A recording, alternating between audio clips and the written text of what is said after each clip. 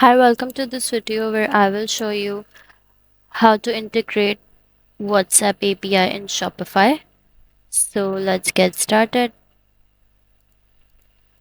First of all, open pabbly.com. It's spelled as PABBLY.com.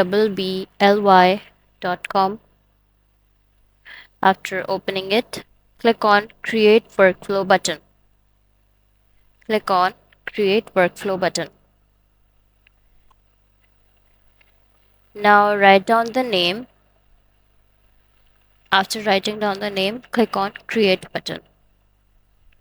Click on Create button. In the bar of Choose App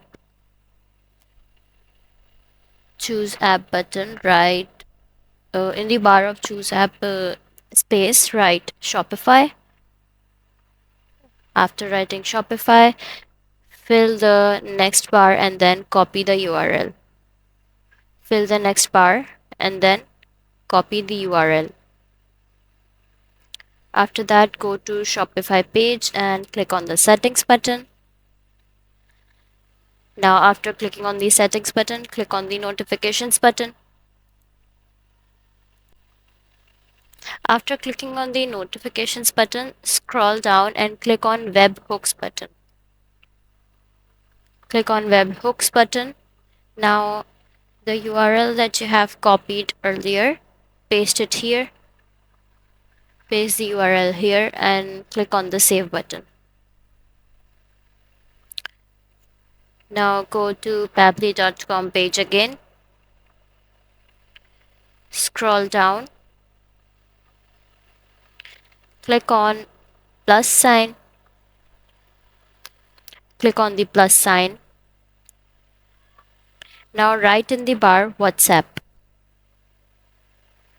Write in the bar WhatsApp. Click on WhatsApp Cloud API.